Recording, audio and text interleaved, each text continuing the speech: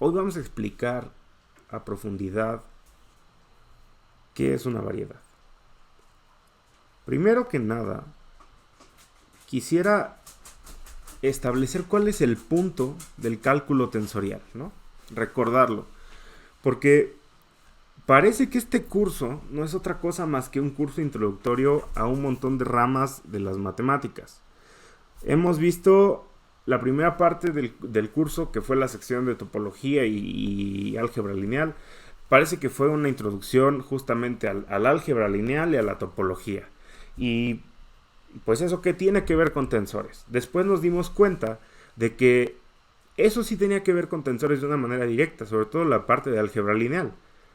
Pero yo les conté desde la primera clase que los tensores eran entes puramente geométricos, que tenían la geometría intrínseca, que ellos se describían a sí mismos en una palabra. En las entrevistas de trabajo les decían, descríbase con una palabra, y ellos decían, geométrico.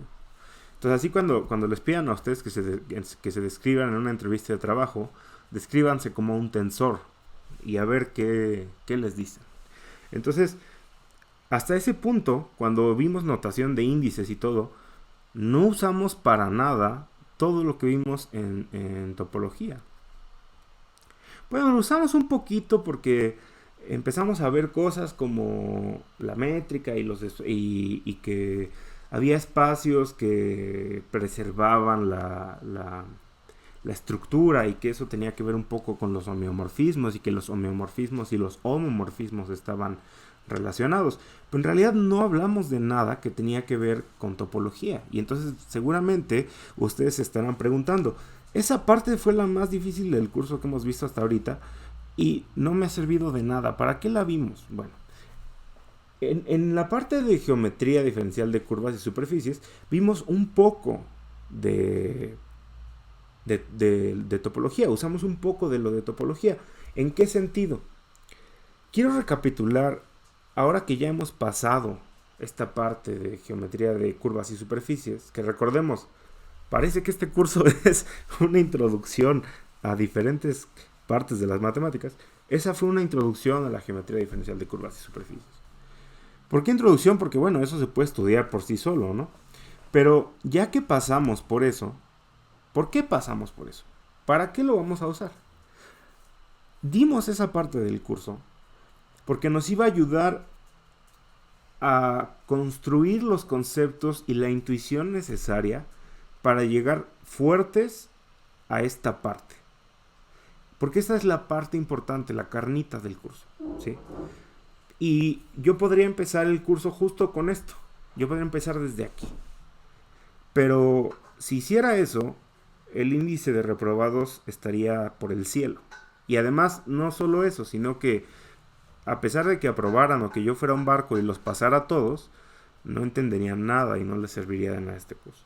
Entonces, ya que hemos construido la intuición necesaria, ya que tenemos, digamos, el sentido arácnido para movernos y saber de qué estamos hablando cuando decimos, por ejemplo, qué es una primera forma fundamental, cuando hablamos del espacio dual, ¿no? Ya cuando decimos qué quiere decir el plano tangente y por qué es tan importante para el cálculo diferencial, ese tipo de cosas. Ahora sí, hay que preguntarnos. Ya vimos que la métrica tenía mucho que ver, la llamamos primera forma fundamental. Y además vimos que tenía muchísimo que ver con cómo parametrizábamos a una curva. Y además con cómo parametrizábamos a una superficie. Pero no era cualquier parametrización, era una parametrización muy específica con respecto a su longitud de arco.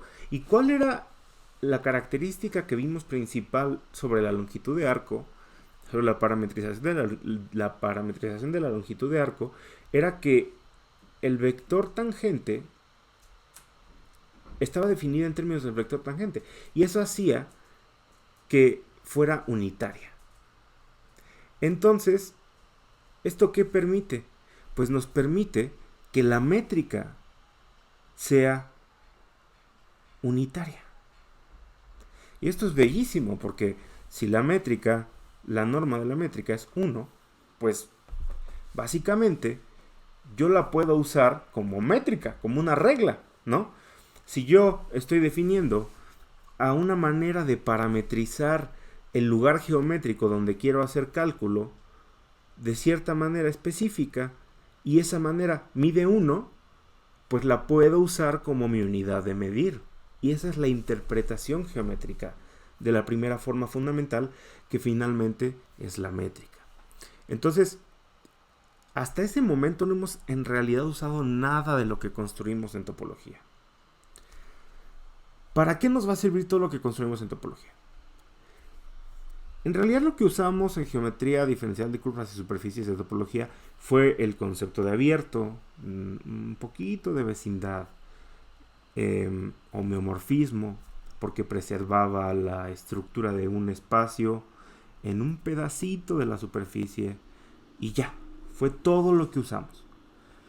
Y en realidad esos son conceptos que vimos en topología, de hecho son creo que los conceptos más importantes que vimos en topología, pero vimos otros dos que eran igual de importantes y que creo que fue con los que algunos tuvieron un poco más de problemas cuando dejamos la tarea de examen, que fue el concepto de numerabilidad, sobre todo el segundo axioma de numerabilidad y el concepto de Hausdorff. Cuando les pedimos que mostraran que el espacio-tiempo era Hausdorff. Creo que con lo que voy a decir hoy quedará más que claro por qué el espacio-tiempo es de Hausdorff. Y también creo que va a quedar claro por qué es necesario y fue necesario introducir esos conceptos. Porque ahorita los vamos a usar.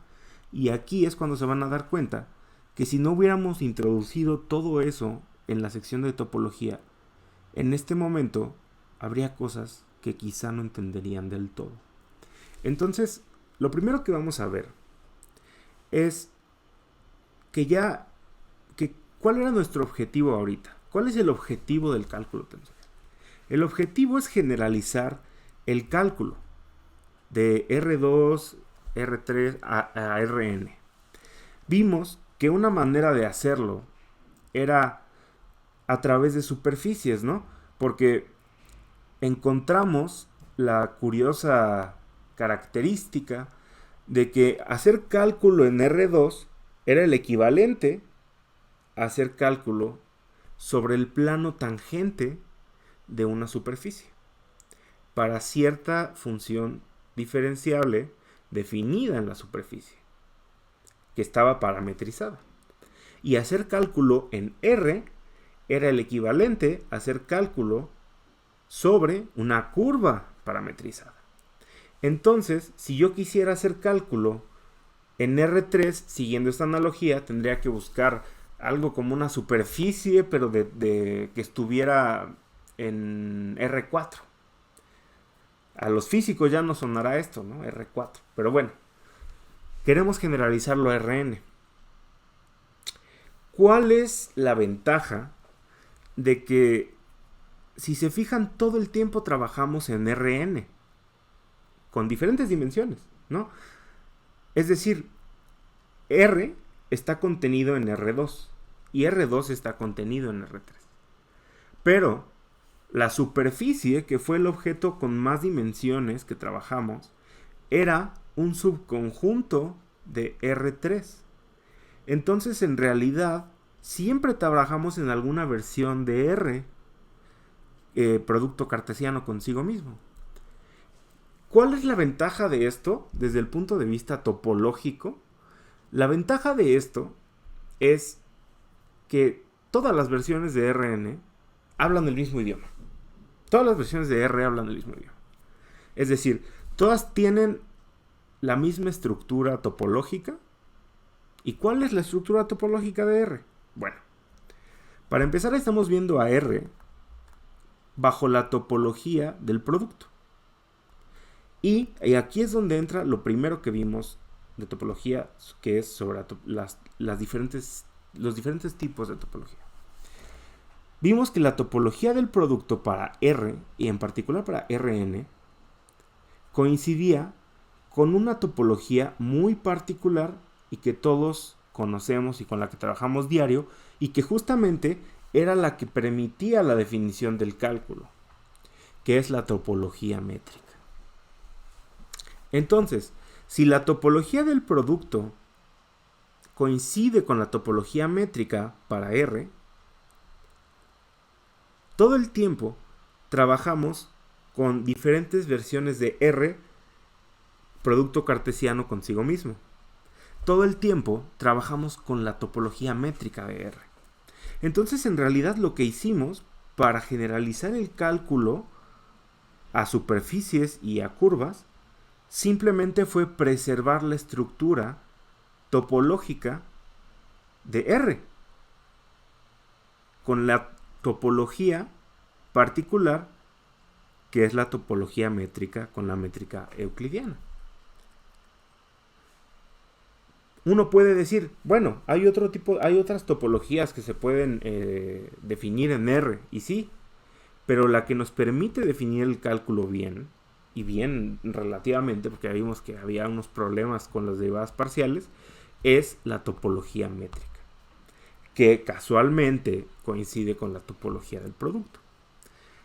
Entonces, si queremos generalizar esto a un objeto geométrico de n dimensiones, algo nos dice que topológicamente debe tener la estructura de un espacio métrico. Pero eso está difícil porque los espacios métricos son como los computólogos, más difíciles de encontrar en la facultad que una comida de la tía Ali que no traiga gusanos, ¿no? Entonces, si buscamos generalizar esto, vamos a tener que imponer ciertas restricciones sobre el espacio topológico en el que vamos a trabajar. Entonces, aquí es lo primero que quiero que veamos. Hay que enumerar cuáles son los requisitos que queremos que cumpla nuestro objeto del deseo, este objeto que queremos, en el que queremos trabajar. Y obviamente sus parametrizaciones, porque vienen en paquete, ¿no? O sea, si tenemos este objeto, a este objeto tenemos que encontrar una manera de expresarlo, y lo vamos a expresar mediante una parametrización. Entonces, este objeto va a ser un espacio topológico, en general. Ya no vamos a decir que las variedades son subconjuntos de Rn, porque no lo son. Puede ser que sí, pero en este caso estaríamos trabajando particularmente con Rn. O sea, Rn sí es una variedad. Rn es la variedad más fácil que te puedes encontrar. Rn es una variedad diferencial que es Rn. Y pues obviamente cumple con las características que buscamos, ¿no? Está definida con la topología métrica, tiene todo. O sea, nos podríamos quedar ahí, pero en realidad no estaríamos haciendo nada, ¿no? Y como no nos pagan por hacer nada, de hecho no nos pagan, entonces vamos a ir un poco más allá. Y esto es como el chico que no tiene novia, o sea yo, pero aún así tiene en su mente una lista de requisitos que tendría que cumplir la novia. Entonces vamos a enumerar estos requisitos que tiene que cumplir nuestra geométrica novia, que es nuestro espacio topológico, a la que llamaremos variedad. Para empezar, lo primero que debe cumplir es que queremos que se preserve la estructura de Rn. De alguna manera. ¿Por qué? Porque nosotros sabemos cómo funciona Rn. No sabemos cómo funciona la variedad. Sabemos cómo funciona Rn. No sabemos qué pasa en la variedad, pero si encontramos alguna manera de traducir lo que pasa en la variedad a lo que pasa en Rn, entonces ya la hicimos. Porque a Rn lo conocemos muy bien. Es nuestro cuate, nos llevamos con él, nos invita a caguamas, nosotros a él. Sí, a veces nos damos unos guamazos, pero ya saben, de a compas, ¿no? Porque, pues sí. Pero si logramos traducir a la variedad al lenguaje de Rn, todo va a estar bien. Porque eso quiere decir que hemos conservado la estructura. Hay algo que notar antes de todo esto, y es que cuando trabajamos con superficies y con curvas, lo hicimos al revés. Y quiero que se den cuenta. Cuando empezamos con pasos de bebés, y yo sé que quizá no se hayan dado cuenta, pero hemos llegado bien lejos en este curso. Tomamos puntos que vivían en R, es decir, eran puntos en un intervalo obviamente es un abierto de R. Tomamos puntos que vivían en el intervalo. Y a esos puntos les asignamos una curva. Y a esa curva primero la llamamos aplicación, ¿no? Porque nos gusta usar palabras que no entendemos. Entonces, tomamos un abierto de R y a ese abierto le aplicamos una aplicación, valga la redundancia. A lo que resultó de esa aplicación le llamamos una curva parametrizada. Pero, ¿qué resultó de esa aplicación? Ya no eran puntos en R. Eso ya no vivía en R. ¿Dónde vivía? En R2 o en R3. Entonces, logramos pasar un punto que vivía en la recta real a algo que era de 2 dimensiones, que vivía en una curva. Y esa curva, al mismo tiempo, estaba contenida en R3.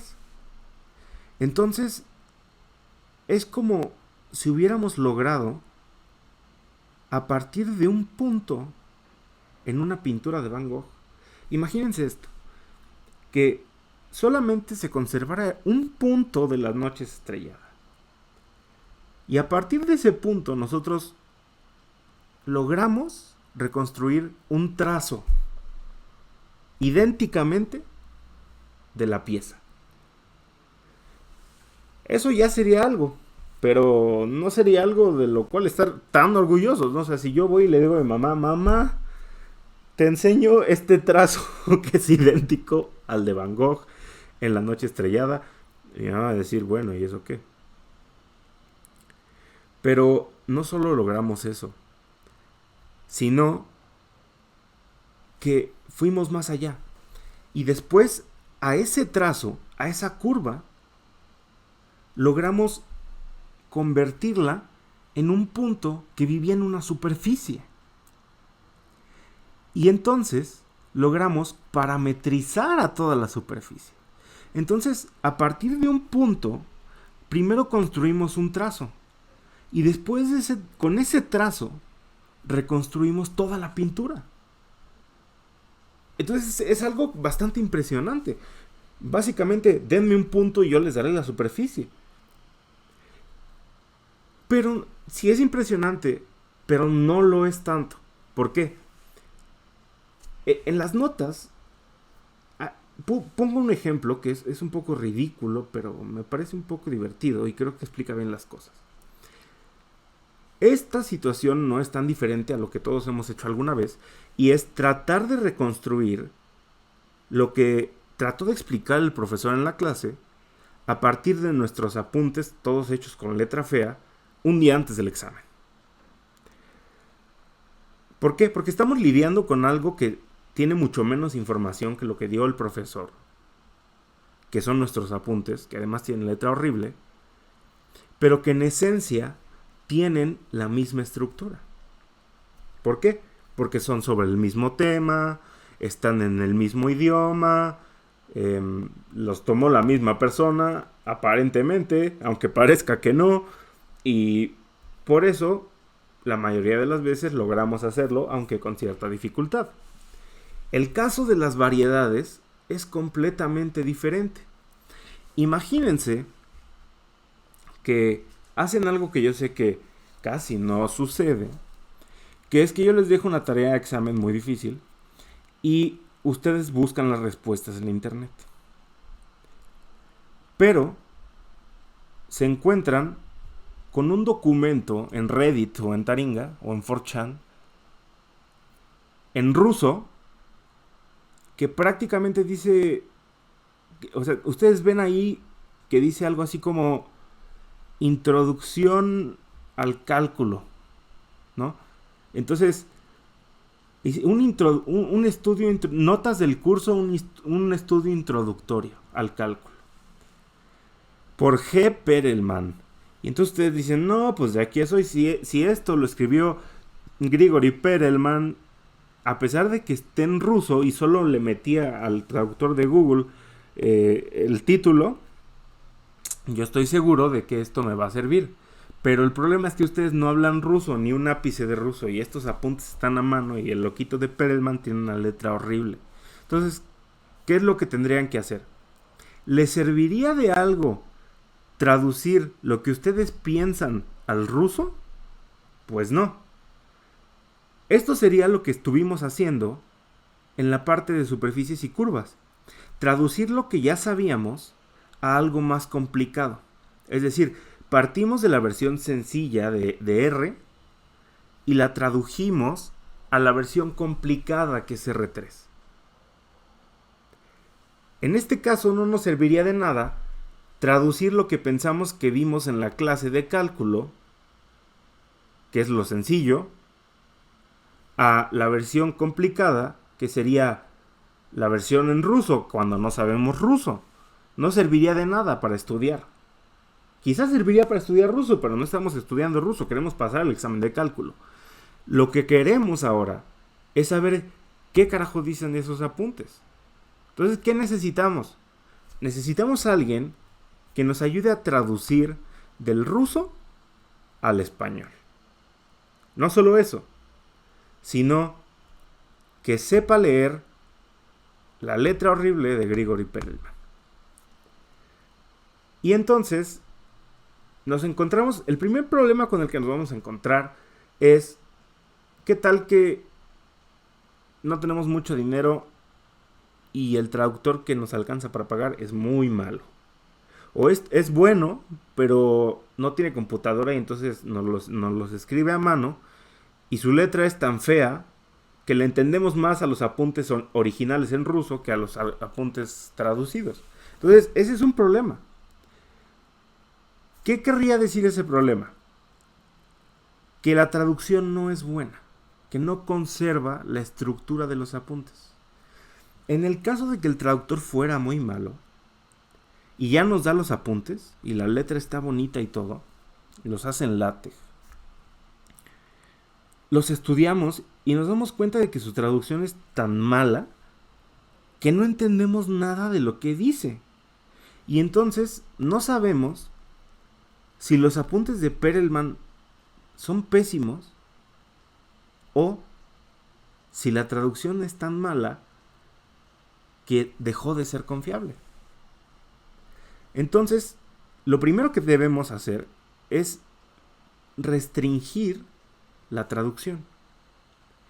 En este caso, en la geometría diferencial, la traducción es la función que nos va a llevar de un lugar a otro.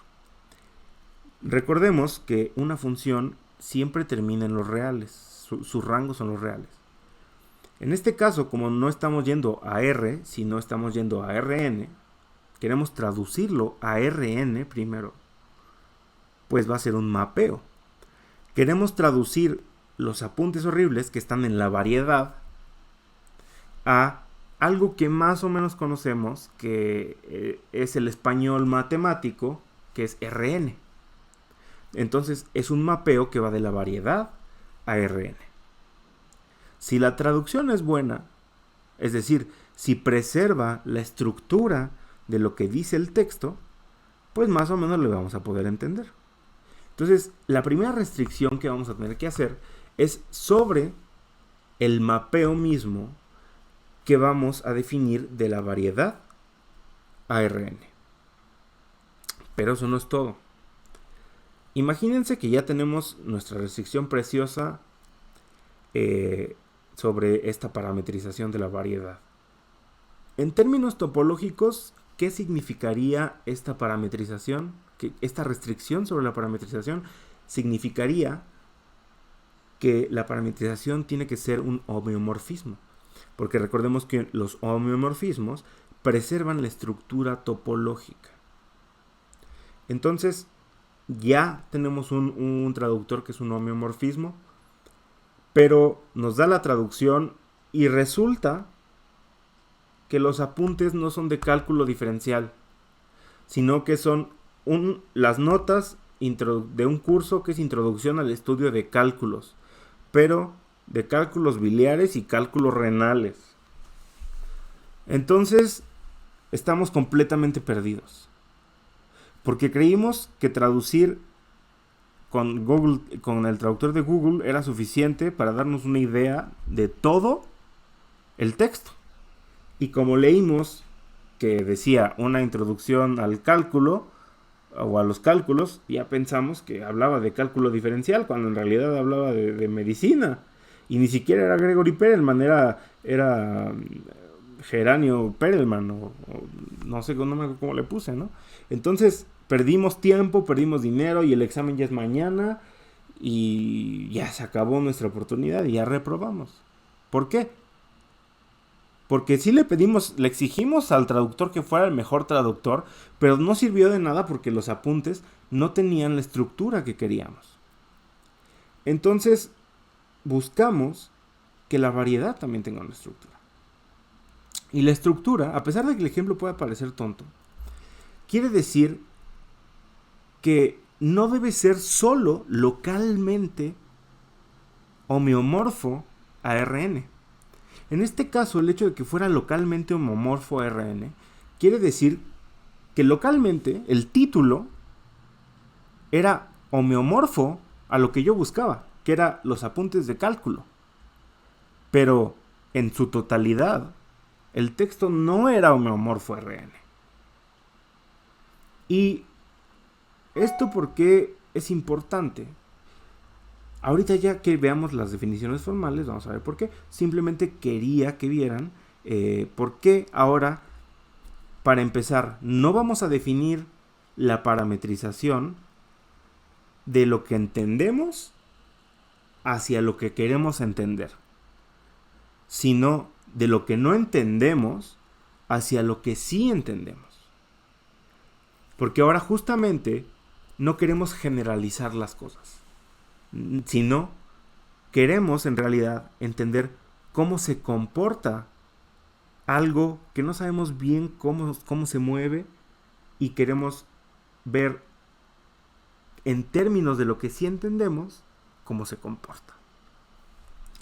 Por eso definimos la parametrización desde la variedad hacia Rn, cuando en superficies y curvas la definíamos desde R o desde R2 hacia la superficie o hacia la curva. Entonces es la razón principal. La segunda razón es que ya habíamos visto que tiene que ser un homeomorfismo porque debe preservar la estructura. Y la tercera razón es algo importante sobre la estructura misma de la variedad, que va a quedar un poco más claro ahorita que enunciemos las propiedades formales. Entonces, ya dijimos que la parametrización phi, que recordemos que es el nombre que le damos a la parametrización, debe ser un homeomorfismo. Entonces voy a poner aquí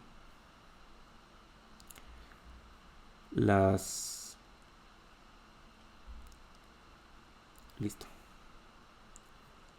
Como les decía, no quiero que lean todo, simplemente algunas partes. Y entonces, la parametrización que vamos a definir desde un abierto de mi variedad, a la que vamos a llamar M por manifold en inglés, hasta otro abierto, pero ese abierto va a ser un abierto en Rn, tiene que ser un homeomorfismo. Además, ¿qué es lo que queremos? Que para cada punto de mi variedad exista alguna parametrización. Es decir, que yo pueda parametrizar todos los puntos de mi variedad de alguna manera que me los mande a Rn. Entonces, yo pueda traducir toda mi variedad a Rn. Claro, en términos de un abierto que contenga a mi punto. De nada me va a servir hacer una parametrización en términos del abierto utilde y querer sacar información de P si P no está en utilde. Muy bien, entonces la parametrización debe ser un homeomorfismo. Ahora, ¿qué queremos sobre la estructura de la variedad? Sabemos que queremos preservar o queremos tener alguna semejanza con la estructura de Rn, porque al final de cuentas nuestro objetivo va a ser hacer cálculo sobre la variedad. Entonces, lo que buscaremos es pedirle dos cosas importantes a la variedad. Sabemos que Rn, bajo la topología inducida por la métrica euclidiana, como lo dice, es un espacio métrico. Además, habíamos visto que todos los espacios métricos eran espacios de Hausdorff. Entonces, una de las cosas que le queremos pedir a la variedad es que por lo menos localmente sea Hausdorff. Claramente esto se va a cumplir porque yo definí a este mapeo como un homeomorfismo. Y como Rn, que es hacia donde llega, ya es de Hausdorff, entonces desde donde parte forzosamente tiene que ser de Hausdorff, por lo menos en este abierto.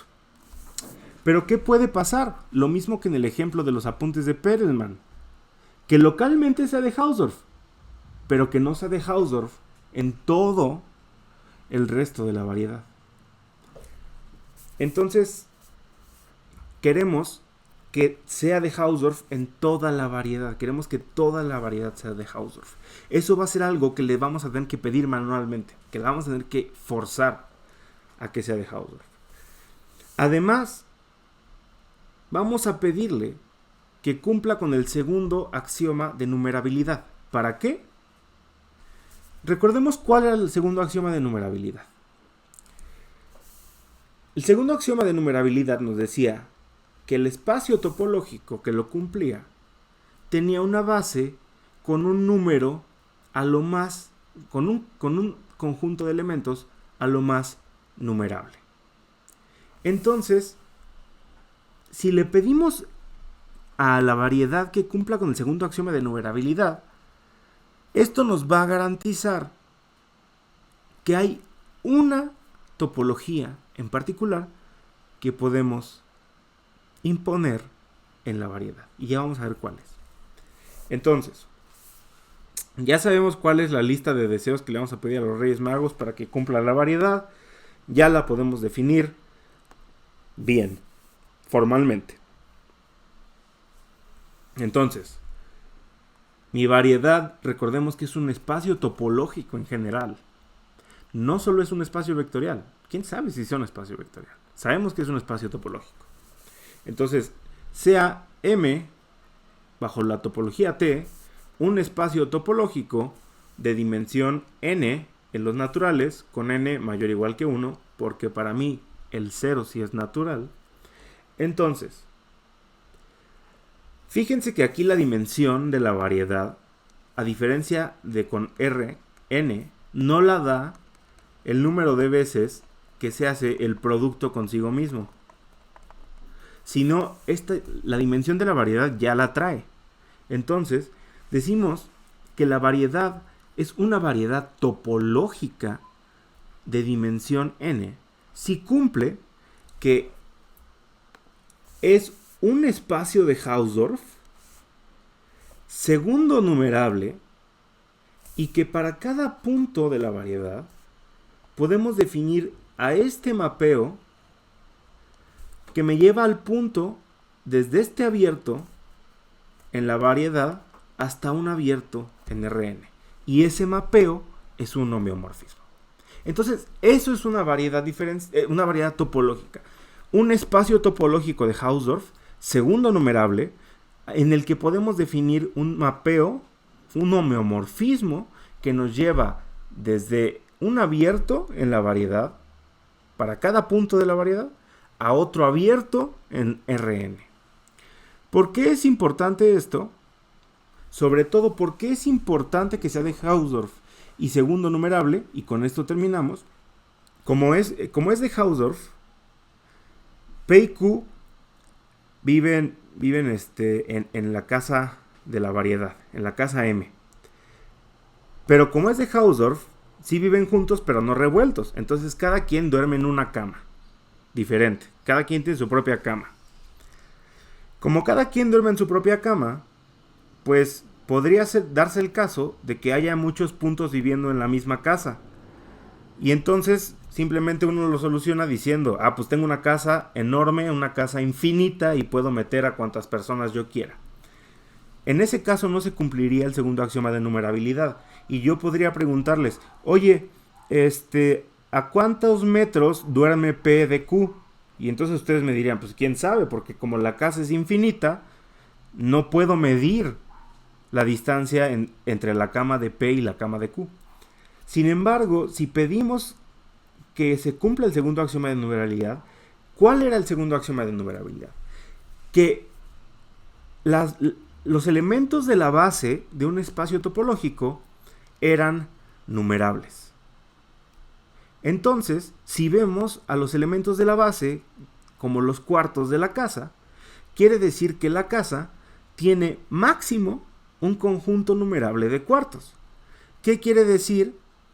Que si yo tengo un número infinito de personas viviendo en mi casa y cada persona tiene que tener una cama diferente, pues a fuerza habrá personas que compartan cuarto. Y esto forzosamente me permite medir la distancia entre cada cama. Y por lo tanto me permite medir la dimensión de la casa. Ya no puedo tener una casa infinita. Mi casa ahora ya tiene una dimensión específica. Entonces, ¿qué quiere decir esto sobre la variedad? Si la variedad es de Hausdorff y además es segundo numerable, yo puedo imponer una topología bien específica, que es una topología que nos encanta, que es la topología métrica, porque yo ahora puedo medir en mi casa. Claro, no quiere decir que sea la misma métrica que la métrica euclidiana. Quiere decir que puedo medir. A lo mejor en mi casa yo mido en unidades de latas de cerveza por estatuas de la libertad. Pero estoy midiendo. Lo que va a hacer mi homeomorfismo es asegurarse de que por lo menos localmente, es decir, por lo menos alrededor de la cama de P, yo pueda traducir estas unidades totalmente estadounidenses en unidades de gente normal, que son las unidades de los reales. Es decir, que yo pueda traducir la métrica de la variedad en una métrica que es la métrica euclidiana. Entonces, espero que con esto les haya quedado claro qué es una variedad topológica. Yo sé que no es un concepto sencillo, pero es importante que lo entendamos bien para empezar ya formalmente a trabajar en qué es una variedad diferenciable. Una variedad diferenciable simplemente va a ser una variedad topológica, que es decir, un espacio topológico que localmente se parece a Rn, en el sentido de que localmente podemos medir cómo se mide en Rn, sobre el cual vamos a poder definir funciones diferenciales.